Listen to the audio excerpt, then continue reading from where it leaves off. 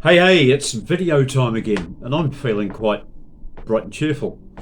It's Sunday, it's exactly 3 p.m., and it's day 8 since my cancer diagnosis for lymphatic cancer. Yes, I spent 3 days in hospital, and those 3 days in hospital were all a bit of a blur because I was in an awful lot of pain while I was there.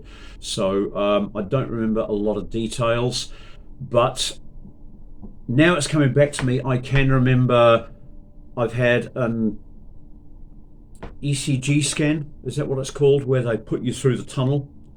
I had two of those. I've had ultrasounds on my chest and my testicles. Uh, I've had x-rays, and I've had blood tests, and I've had urine tests, and it's all been, like I say, a bit of a blur. But I'm home now, and while I wait for the medical system to take its next step, which I believe will be a biopsy, where they'll go into a lymph node under my arm here, and they'll take a sample of the lymphatic fluid, and that'll be tested for its protein contents, and that will then reveal the type of lymphatic cancer I've got, because there are 6, and the all important thing, how long have I got to live statistic. I don't know how they work that out, but apparently they can, from the quantity and the type of the proteins that are present in the lymphatic fluid. So anyway, while I await that, I'm not just sitting on my ass and feeling sorry for myself. I'm doing something about it. It's very difficult. Oh, and this is the subject of this video. It's very difficult for me to tell you what I want to tell you on this platform, because the people who run this platform are heavily involved with advertisers, and those advertisers, by and large, are the huge pharmaceutical companies and the world governments and the organizations that are really making things move on a large scale on this planet. So when a hippie in a tiny house starts coming along and starts talking about alternative herbal therapies, man, well, they don't like that at all, at all. People can come onto this channel and talk about what it's like to live the life of a furry, pretending to be an animal and needing to have to shit in a cat litter tray. And they can talk about that all day long on YouTube. But if somebody comes along and starts talking about alternatives to the modern medical system, then they become a subject of interest. So now that I'm a person of interest, I have to be a little bit careful, because a couple of months ago, I had 2 videos on this subject removed. And I wasn't making any recommendations in those videos. I was just purely, as I usually do, I'm very careful to tell people about my experience.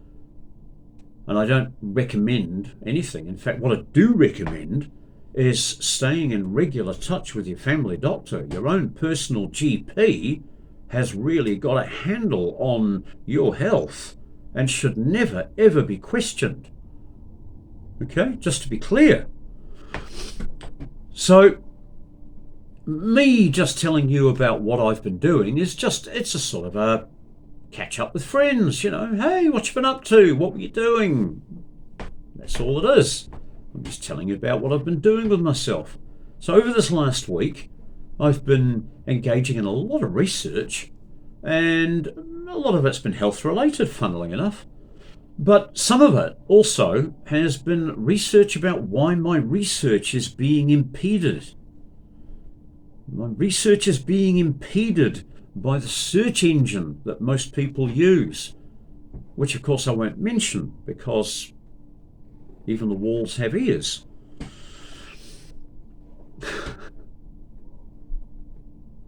But what I have found is that when I search, for example, details about how the medical establishment are reacting to the extended use of this stuff further than its intended use of worming farm animals, getting rid of pathogens and parasites within their gut.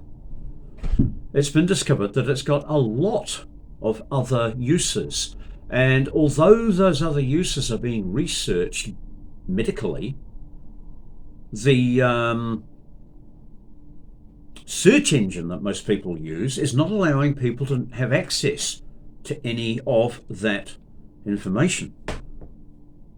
So I've been using other search engines, and since I started this, people are coming to me with yet more search engines that are very, very good at providing all of the information, not cherry-picked info bits from companies that advertise with us and companies that we choose to support.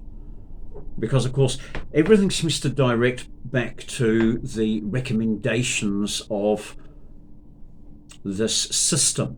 This system has got various levels. It's got its marketing, it's got its personnel management, it's got its training regime, it's got its products, that everything forms a cohesive front to push these products and these services and these ideas to all of the people involved in the massive organization, who then we go to for help and say, hey, I'm feeling a bit crook, is there anything you could do? And of course this system then swings into action with its might and pushes you down this one road towards what they believe is what you need.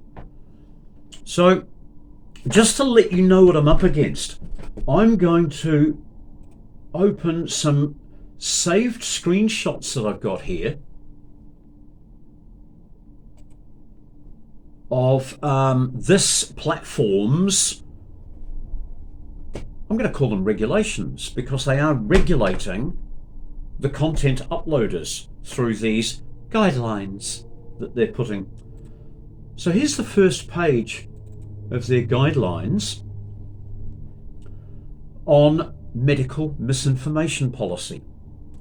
YouTube doesn't allow content that poses a serious risk of egregious harm by spreading medical misinformation that contradicts local health authorities or the World Health Organization's guidance about specific health conditions and substances. This policy includes the following categories: prevention misinformation, treatment misinformation, and denial misinformation.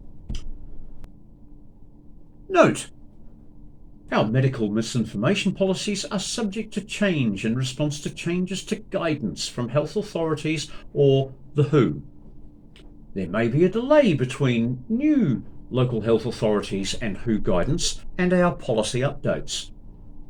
And our policies may not cover all of the local health authorities' World Health Organization's guidance related to specific health conditions and substances.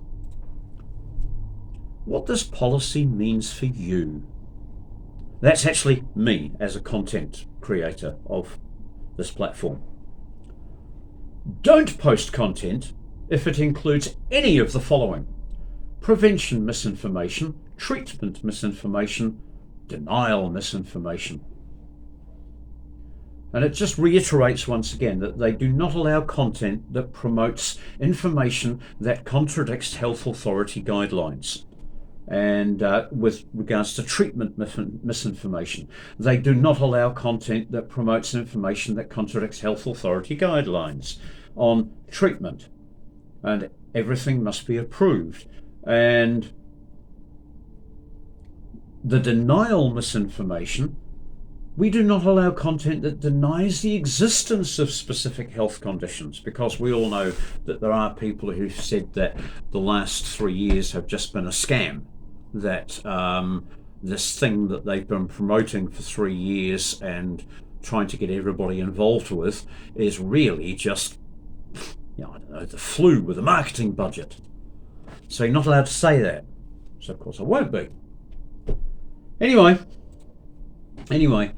however, this platform may allow content that violates the misinformation policies noted on this page, that if that content includes additional context in the video and in the audio and in the title and in the description. This is not a pass to promote misinformation.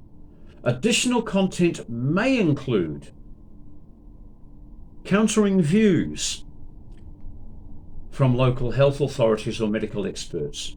We may also make exceptions if the purpose of this content is to condemn, dispute, or satirize misinformation that violates our properties. So that means that if I feel like offering a little bit of veiled satirical humour that I'm sure you people are adult enough to get your heads around, we can cover certain aspects of certain things. Like, for example, we're not going to name the drug by name, we're just going to call it horse paste, and we're going to have pictures of it in the background, because they can't really police that.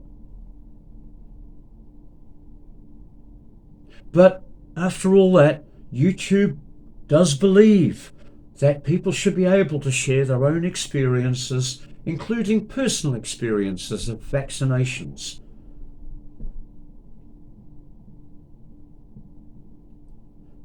For example, this means that we may make exceptions for content in which creators describe first-hand experience or that of their families when it comes to certain subjects. At the same time, we recognise there's a difference between sharing personal experiences and promoting misinformation.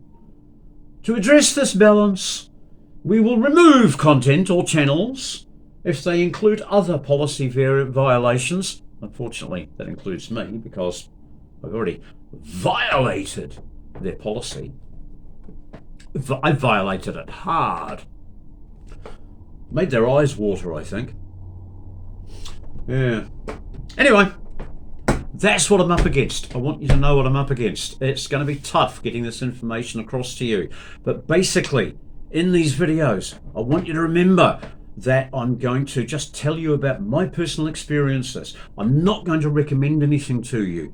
All I'm going to do is just drop the odd link and leave the odd bit of information that will help you to get the information that I've had access to, that helped me to make the decisions that I've made with what I'm doing with this aspect of my life.